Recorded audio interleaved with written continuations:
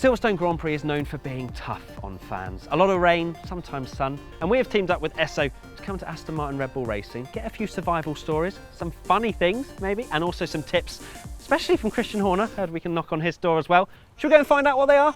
Let's go. Before we begin, we have got one of our coolest competitions to date. Thanks to Esso, technical partners of Aston Martin Red Bull Racing, we're able to offer 3 of you the chance to win a visit to the factory and receive a tour with an experience on their simulator. Gosh, aren't Esso just a lovely bunch? Who said all they provide is race fuel? If you fancy your chances of winning, stay tuned, as we'll reveal what you have to do a little later. So we are about to go and speak to the big boss, Christian Horner. That's just normal. Yeah, no, Adrian, he's just there. That's fine. That's totally normal. Yep, no, that's definitely normal.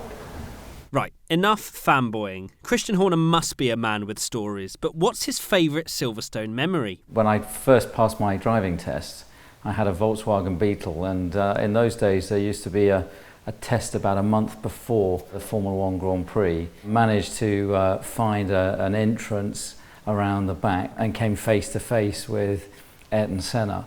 So that was one of my earliest memories. Then managed to get to the front of the garage and see Nigel Mansell testing and so on. So that was one of my early standout memories. Of course. How could you ever forget Nigel Mansell's stunning moustache? And what about a survival tip? Surely you're not going to mention the British weather. Sun cream and a cagoule is basically the way to go, because it's, as an old airfield, it's pretty exposed up there. It can either be baking hot, which doesn't happen that often, or can be pretty wet and soggy. So, and sometimes both things happen on the same day. Definitely be prepared. So there's a lot of distractions here at the Aston Martin Red Bull Racing factory. One of them being the fact that this car's actually on the wall and I'm lying down. Special effects.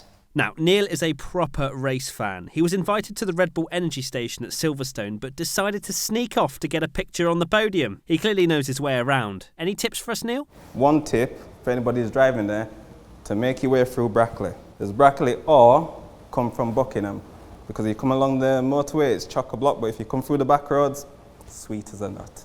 So we're on our way to our next interview. It seems like there's a running theme that everyone seems to sneak into places. Christian sneaked in, Neil sneaked in. Will our next interviewee sneak in?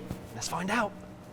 Caroline knows Silverstone better than most. Not only did she used to marshal, but she got married at the track. If she isn't good for advice, I don't know who is. My survival tip is good sturdy shoes and make sure you get to walk all around the track. You get such a different view from all the different areas of the track. I'm putting that on my list right now. That's my survival tip for the rest of my life. If I get married at Silverstone, I'm sorted. By the power of 21st century technology, we have summoned a man who has more paddock passes than I have friends. It's Mike Frost from Esso. Mike is one of the engineers working behind the scenes in the ExxonMobil track lab, analysing every microscopic detail in the race fuel to ensure optimum performance on the racetrack. So how should they survive Silverstone, Mike? In Silverstone, I'd go looking for somewhere nice to eat. One is the Vine House. It's a lovely restaurant, really good food, a little bit more high-end, but well worth it, and make a booking early. Finding secret entrances, getting married and infiltrating the podium. They're a cheeky lot, aren't they? I feel like we may need some more survival tips though, and as if by magic, here they are. Sun cream it. Doesn't matter what the weather is, it'll always benefit you. I think if you go and watch these cars at Maggots and Beckett's, doesn't matter what the weather throws at you, doesn't matter what anything else throws at you, doesn't matter how much your feet hurt from walking around the circuit, they are extraordinary, and this year is going to be something really special through there. Well, my one tip would be to make sure you get there early, because there's a feature-packed program at Silverstone, so even from the Thursday there's a lot of fan engagement, a lot of activities going on, and it's certainly one of the races on the calendar where it's worthwhile to get there early on the Thursday. I think a good survival tip for people at the British Grand Prix is if you don't like the smell of barbecues, don't go camping. Do you like the smell of barbecues? I do. I like the taste of the meat off the barbecue more. Who doesn't like the smell of barbecues? But yeah, so, vegetarians.